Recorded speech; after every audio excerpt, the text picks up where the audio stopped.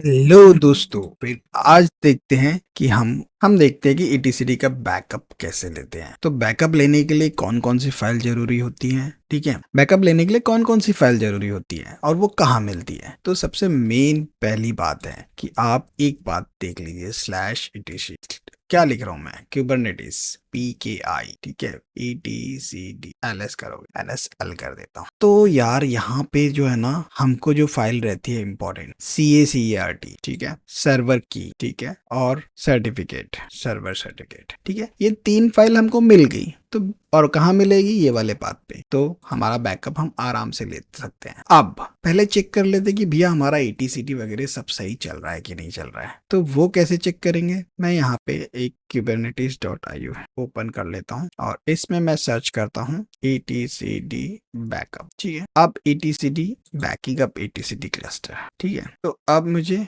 ये वाली कमांड एक कॉपी कर लेता हूँ मैं, पेस्ट नोटपैड, पॉइंट नहीं चाहिए, ठीक है। तो मैं क्या करता हूँ, ये ETCD करता हूँ, एंड पॉइंट की मुझे अभी जरूरत नहीं है, ठीक है। उसके बाद में मैं लिखता हूँ ये CRD, एंड पॉइंट की जरूरत मुझे, देखो ये पाथ वही है इसलिए मैं कॉपी पेस्ट कर दे रहा हूँ, ठीक है। यहाँ पे ये मेंबर लिस्ट लिखा हुआ है। अब मुझे इसको टेबुलर फॉर्म में लिखने का है, तो मैं क्या कर लूंगा, इसमें लिख दूंगा right hyphen out equal to table, ठीक है। तो देख लीजिए, इसमें आपका आईडी आ गया, स्टेटस आ गया, स्टेटस का कंट्रोल प्लेन नोड पे चल रहा है, इसका पीर एड्रेस है और ये वाला क्लाइंट एड्रेस है, ठीक है।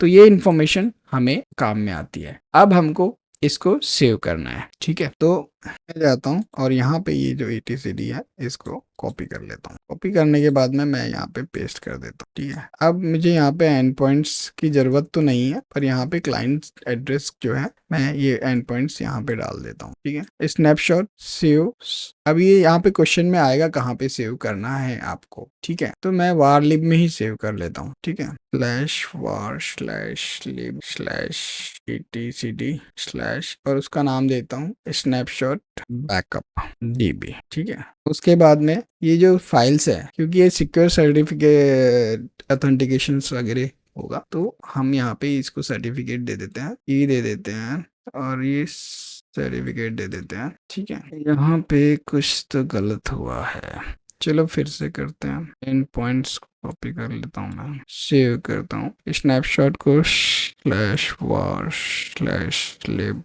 स्लैश, इसको बैक स्नैपशॉट DB कर देता हूँ, ठीक है। अभी मैं CRT वाला दे देता हूँ, सर्वर CRT, सर्वर की पेस्ट और CACRT पेस्ट। तो मैं अब इसको एंटर करता हूँ, तो ये स्नैपशॉट सेव हो गया, ठीक है। अब मुझे वेरीफाई करना है कि ये स्नैपशॉट यहाँ पे अवेलेबल है कि नहीं है, ठीक है। तो मैं कैसे वेरीफाई करूंगा, तो पर्टिकुलर डायरेक्टली में जाऊंगा, ठीक है, और वहां पे चेक करूंगा कि भी मेरी स्नैपशॉट है कि नहीं है वेरीफाई। अदरवाइज यहाँ पे मैं देख लूंगा कमांड कि मैं यहाँ पे स्टेटस देख लेता हूँ, ETCD CTL अंडरस्कोर API 3, ये लिखने की जरूरत नहीं है बिकॉज हम लोग ऑलरेडी API 3 में है, ठीक है। ETCD CTL स्नैपशॉट स्टेटस, फिर पाथ दे देंगे लिब ETCD बैक, ठीक है। अब इसको टेबुलर फॉर्म में देखना है हमें, right equal to snapshot.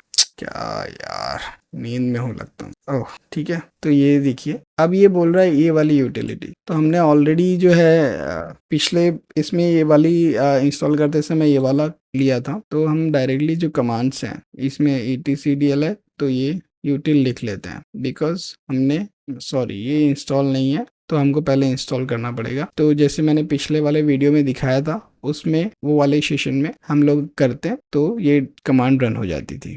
Anyway next time जब इंस्टॉल करेंगे तो ये वाली कमांड भी उसमें चल जाएगी, ठीक है। तो ये बैकअप आपका हो गया है, ठीक है। नेक्स्ट टॉपिक में हम देखेंगे कि इसको रिस्टोर कैसे करते हैं। ये आपका बैकअप हो चुका है। नेक्स्ट इसमें हम देखेंगे कि ये बैकअप को रिस्टोर कैसे करते हैं। तब तक के थैंक यू सो मच।